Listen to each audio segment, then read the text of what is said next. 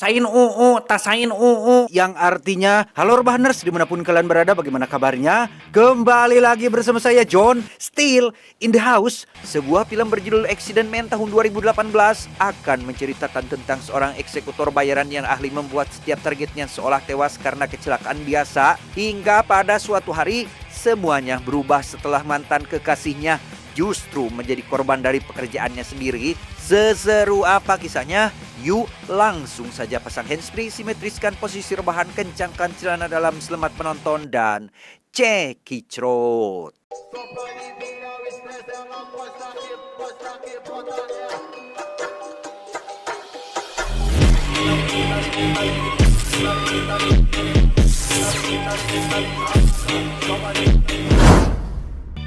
When I was 15 years old, life was shit.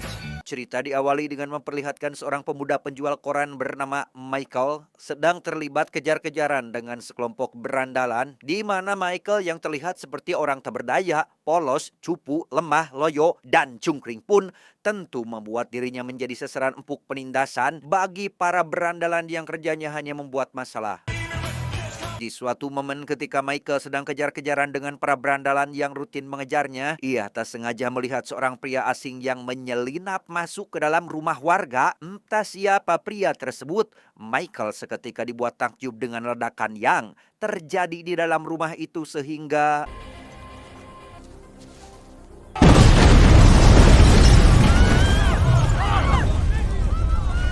semenjak menyaksikan kejadian barusan, Michael yang merasa termotivasi pun memberanikan diri datang ke rumah si pria asing itu, bukan untuk menagih uang sampah atau meminta sumbangan. Kedatangan Michael tak lain adalah untuk meminta diajari bagaimana caranya menjadi seorang eksekutor yang baik dan benar. Let me get this straight. You want me to teach you how to defend yourself against these bullies? I want you to teach me how to kill them. Kill them? All of them. Setelah mendengar ucapan Michael yang tampak serius dengan permintaannya, si pria yang bernama Big Ray ini pun akhirnya menyetujui permintaan tersebut, kemudian mengajari Michael salah satu metode pembunuhan tanpa jejak, yaitu dengan membuat targetnya seolah jatuh dari ketinggian. Defenestration. The act of throwing someone out of a window. It's that one up there. Try to remember not to bottle it. Alih-alih merasa takut atau menyesal, Michael yang sejatinya telah menghabisi orang yang paling ia benci pun justru malah merasa puas dan bangga dengan aksinya, sehingga Big Ray yang melihat potensi besar dari dirinya pun menawarkan Michael untuk magang dalam kelompok pembunuh bayaran, termasuk mendapatkan pelatihan penuh darinya selama periode tersebut. Taekwondo, karate, kung fu, eskrima, muay thai, you name it, we practiced it. Singkat cerita, setelah beberapa tahun mendapat pelatihan, Michael kini tumbuh menjadi seorang pembunuh profesional berdarah dingin, di mana hal itu terbukti saat ia menghabisi targetnya hanya dengan menggunakan seutas tali tambang agar kematian si target terlihat seolah mengakhiri hidupnya sendiri.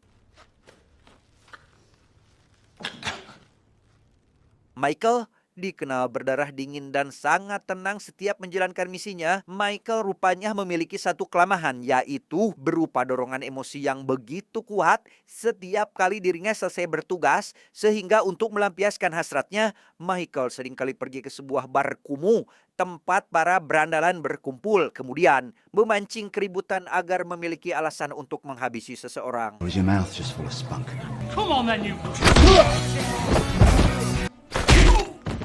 Usai melampiaskan emosinya, Michael langsung pergi menuju markas yang bertempat di sebuah bar tua bernama Oasis. Hingga setibanya di sana, kita diperkenalkan dengan rekan Michael yang juga merupakan pembunuh profesional. Ada Clip, si pemuja kapak yang gemar bertarung secara brutal, Fit, si pria kurus pengendali racun, Meg dan Mick duo yang merupakan mantan pasukan khusus, lalu Jen, satu-satunya pembunuh wanita bersenjata pedang, Prid, si pembunuh yang penuh siasat, dan terakhir Big Ray yang tentu saja merupakan pimpinan sekaligus mentor mereka semua.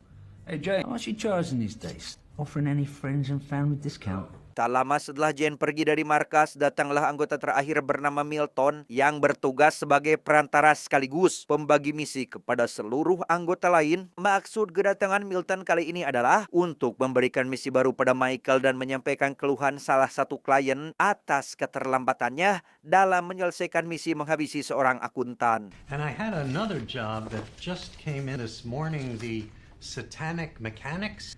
Have you ever heard of them?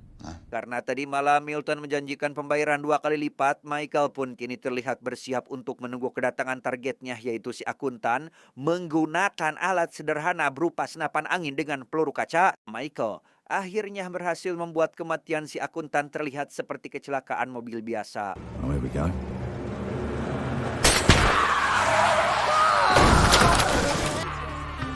Alih-alih kembali ke berkumuh untuk melampiaskan emosinya, Michael yang berhasil menuntaskan misinya justru terlihat sedang melampiaskan emosinya ke sebuah samsat tinju, karena memang Michael sadar jika membuat kekacauan seperti kemarin tentu bukanlah hal yang baik.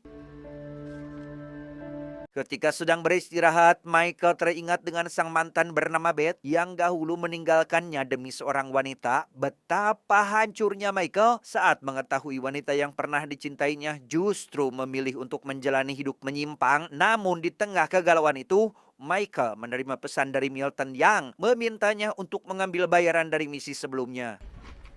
Be good. Sebelum mengambil uang bayaran tersebut, Michael memutuskan untuk menyelesaikan satu lagi misinya terlebih dahulu, yaitu menghabisi anggota band musik yang kini sedang konser di hadapannya sehingga I'd have fucking done them for free.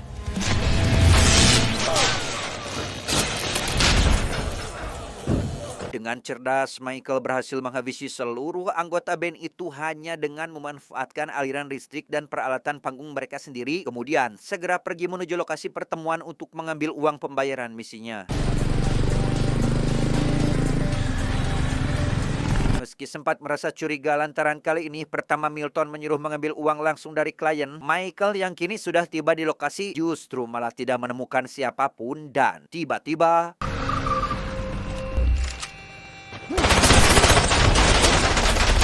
ya, muncul seorang misterius yang langsung memberondong dengan peluru. Entah siapa orang tersebut, Michael yang berhasil berlindung tepat waktu pun langsung membalas serangan itu sehingga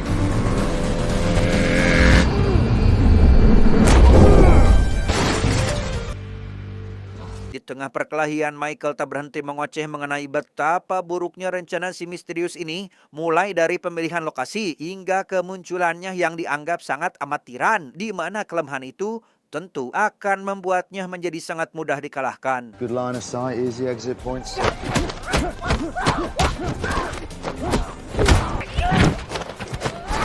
Setelah menjatuhkan lawannya, Michael segera membersihkan lokasi kejadian sambil menghubungi Milton untuk menanyakan siapa klien yang telah menjebaknya. Namun bukannya mendapat jawaban, Milton justru malah berdalih jika dirinya tidak mengetahui apapun soal hal tersebut. Pretty common accident with the youth of today. And as for that car with all the holes in it, Singkat cerita, saat Michael sedang beristirahat di rumah, ia seketika dikejutkan dengan kabar dari pacar baru mantannya bahwa Beth sang mantan telah tewas karena sebuah perampokan yang terjadi di kediamannya sendiri. Mendengar hal tersebut, Michael sontak tertegun seolah dirinya hancur setelah ditinggal seseorang yang pernah menemani hidupnya.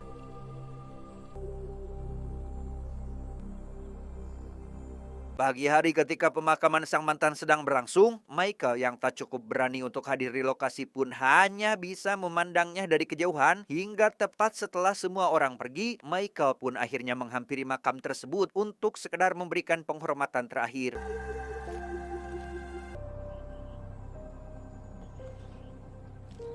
Baru saja Michael meletakkan bunga, muncul pacar Beth yang menceritakan kronologi kematian sang mantan, di mana kedua pelakunya kini justru sudah ditemukan tewas akibat penyalahgunaan obat-obat terlarang. Dan yang lebih menyayat hati, terungkap sebuah fakta mengejutkan bahwa Beth sebenarnya sedang mengandung buah hati mereka berdua. Namun pacar Beth yang bernama Charlie justru sengaja menutupi hal tersebut sebab awalnya ia berniat merawat bayi itu bersama sang kekasih. She was pregnant.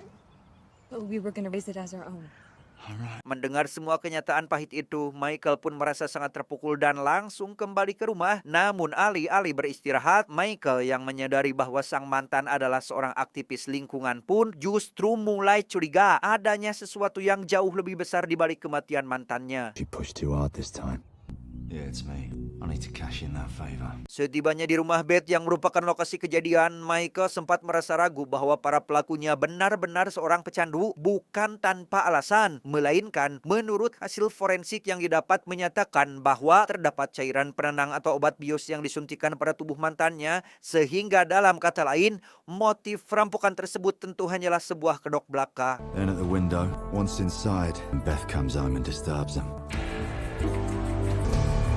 Yakin bahwa Beth tidak pernah mengkonsumsi obat penenang seperti yang dinyatakan dari hasil forensik, Michael pun menyadari bahwa kematian sang mantan pasti akibat ulah sesama pembunuh bayaran. Hingga tepat setelah Michael tiba di sebuah sasana, Michael segera menanyakan keterlibatan kedua rekannya yaitu Meg dan Mick atas kematian Beth sang mantan yang dinilai sangat mencurigakan dan penuh tanda tanya. Beth Carpenter, found dead. Ringing in bells. Tepat setelah Mick mengaku jika memang merekalah pelakunya, Michael justru dibuat semakin emosi lantaran Meg yang tidak berhenti menghina mendiang mantannya sehingga I don't think the odds are in your favor anyway.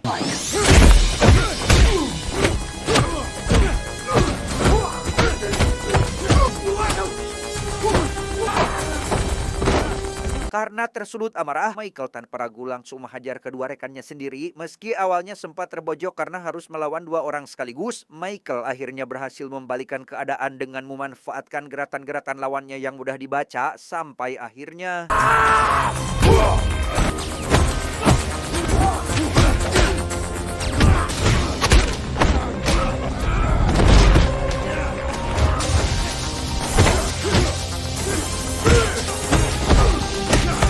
lama ketika pertarungan masih berlangsung sengit, Mick yang merasa semua ini hanya sia-sia pun akhirnya mengalah dan memberitahu Michael bahwa mereka sama sekali tak mengetahui siapa klien yang menyewa jasa mereka, termasuk kematian Beth yang sengaja mereka rahasiakan rupanya atas perintah Milton itu sendiri. Shut the fuck up! Mate, listen. Mendengar hal itu, Michael pun memutuskan untuk mencari Milton di markas. Namun setibanya di sana, Michael justru disambut oleh Big Ray yang sudah lebih dahulu mengetahui perbuatannya. Meski Michael telah menjelaskan bahwa mendiang Beth sedang mengandung anaknya, Big Ray justru tetap bersikeras dengan keputusannya untuk tidak memberitahukan siapa klien yang memesan jasa tersebut. She was pregnant, right? Kid was mine. Sadar jika Big Ray kini sedang menodongkan senjata ke arahnya, Michael yang tak ingin menimbulkan masalah pun memutuskan untuk pergi dari sana dan bersumpah akan menemukan klien di balik kematian sang mantan entah bagaimanapun caranya.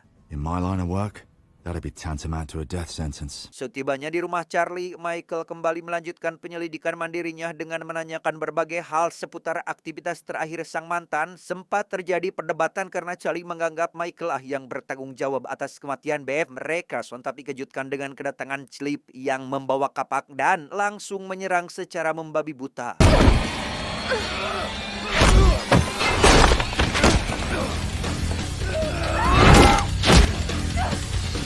Merasa bingung atas apa yang terjadi, Michael tetap harus melawan Clip demi menyelamatkan nyawanya sendiri. Sampai akhirnya, ia justru tak sengaja menjatuhkan Clip tepat di atas kapaknya sendiri hingga tewas. Jesus Christ, Cliff. Who sent you to take me out? Was it Milton? Mike. Melihat Charlie yang masih panik, Michael pun segera menjelaskan siapa dirinya yang sebenarnya dan alasan mengapa mereka berdua kini menjadi target pembunuh bayaran. Mendengar hal tersebut, Charlie pun akhirnya bercerita bahwa Beth ternyata pernah terlibat masalah dengan salah satu perusahaan kilang minyak terbesar di kota dan itu mungkin menjadi salah satu alasan mengapa Beth tewas. She was looking into this. Go on. I don't know anything else. All right, good. Okay. I can't believe this is happening. Setelah mengantongi informasi tersebut, Michael yang menyadari bahwa mantannya adalah seorang aktivis lingkungan pun langsung berencana untuk memburu Milton demi mengetahui kebenarannya. Hingga setibanya di sebuah bar, Michael malah bertemu dengan Friday yang berusaha menahannya, tetapi Oh, you want me to get rid of him? Yeah, I think so. berlokasi di ruang pijat, Michael langsung menghajar kepala seorang penjaga hingga pingsan untuk kemudian mulai menginterogasi Milton terkait siapa sosok klien yang memesan kematian mantannya. Namun alih-alih menjawab, Milton justru dengan angkuh mengingatkan pada aturan yang Big Ray tetapkan bahwa para anggota dilarang keras untuk menyakitinya. Haven't laid a finger on you. Yet. Well, you're jeopardizing your own position. Don't be a fool. Tanpa merasa terancam sedikit pun, Michael terlihat mengambil tongkat baseball yang langsung ia gunakan untuk menghajar kaki Milton, sehingga karena aksinya tersebutlah membuat Milton akhirnya buka mulut mengenai sosok klien yang memesan jasanya. Who's the client? Okay, wait. It was another accountant. He was a city boy. You know the type. It was Ken. Leonard Ken. Setelah mengantongi nama klien tersebut, Michael pun berniat untuk segera pergi ke bar, namun belum sempat keluar, si penjaga yang sebelumnya pingsan justru kini sudah kembali sadar sehingga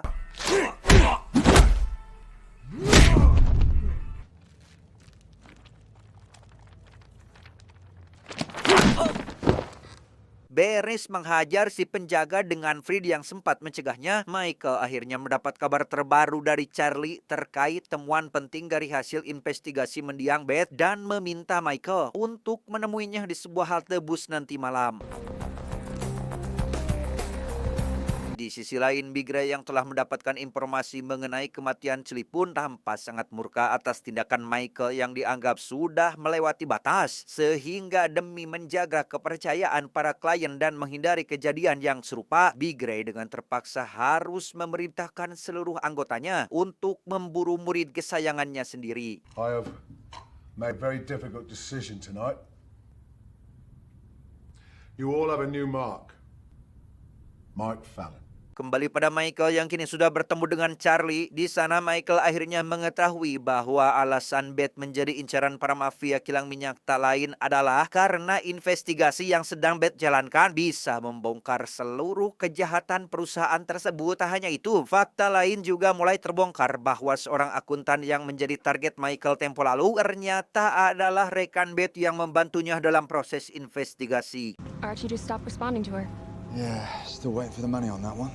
Tepat setelah menerima hard drive berisi seluruh informasi mengenai investigasi tersebut, Michael pun berjanji pada Charlie bahwa dirinya pasti akan menghabisi seluruh dalang di balik kematian Beth entah bagaimanapun caranya.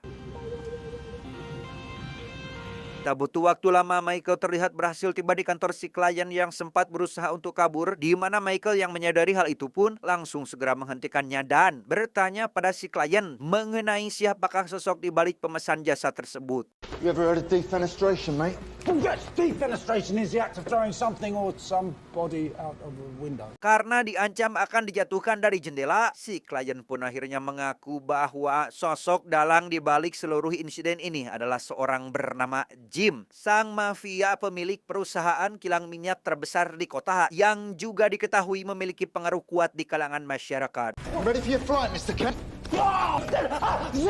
Meski telah mengetahui pasti dalang di balik kematian Beth, Michael tetap berusaha menggali informasi terkait insiden jebakan yang dialami tempo lalu, di mana si klien menjelaskan bahwa insiden tersebut rupanya adalah hasil kesepakatan Jim dan Milton demi agar misi pemburuan Beth berjalan dengan lancar. Zim's here currently. He's in London. He's in Twickenham. Baru saja mendapat bukti rekaman Milton dan Jim dari si klien, situasi sontak kacau saat mereka kedatangan Mick dan Meg yang memberondong si klien hingga tewas. Tak ingin usahanya berakhir sia-sia, Michael pun segera memberikan perlawanan tepat ketika Mick melempar sebuah granat ke arahnya.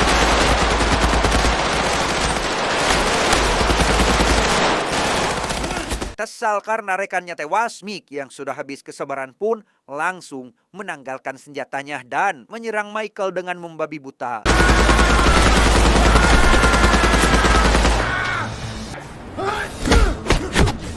Setelah berhasil menghabisi Mick, Michael justru kembali diserang oleh Beth yang sudah memegang racun di tangannya sehingga... Jesus Christ! You're my dream, Simon Fallon. Alih-alih bisa langsung pergi setelah menumbangkan Pete, Michael malah dikejutkan dengan kemunculan Fred yang juga ingin menghabisinya. Sadar jika Fred tidak bisa berkelahi, Michael pun tanpa pikir panjang langsung menghajarnya hingga pingsan dan segera mengambil sekotak plester beracun milik Fred untuk berjaga-jaga.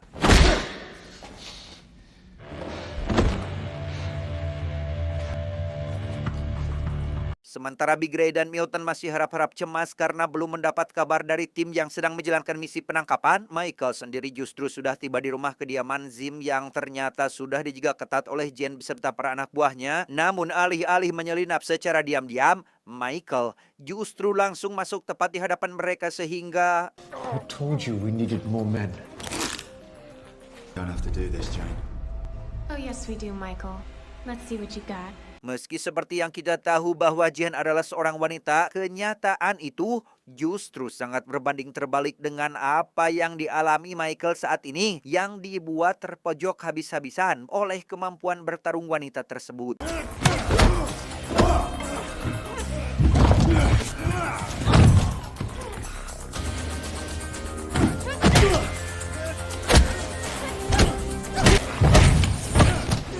Pertarungan pun terus berlanjut hingga ke dalam ruang pribadi Zim. Melihat kondisi Jen yang sudah sangat kewalahan, Zim pun memberikan pedang miliknya dengan harapan wanita itu bisa menghabisi Michael, tetapi Still reckon you wanted to fuck me?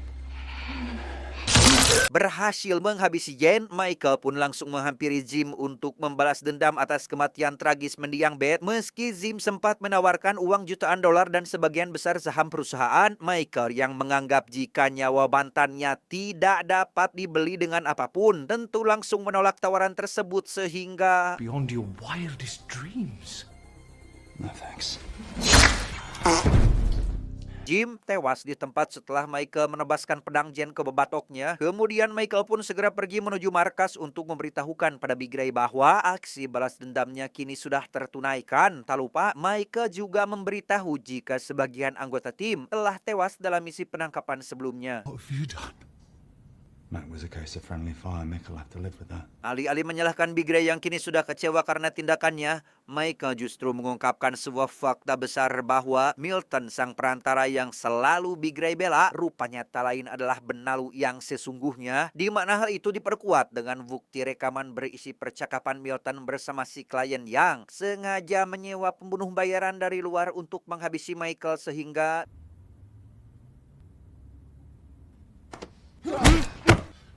setelah dihajar habis-habisan oleh Big Ray, Milton pun akhirnya mengaku jika semua kekacauan ini tak lain berasal dari keserakahannya sendiri. Namun bukannya meminta maaf, Milton justru menganggap bahwa kesalahannya adalah hal yang wajar. Sehingga Michael yang sudah muak dengan kelakuannya pun langsung memberikan plester beracun milik Creed sambil berpura-pura ingin mengobati lukanya. Here you go, mate. This is right, Ray. How's that, Milton? Thank you.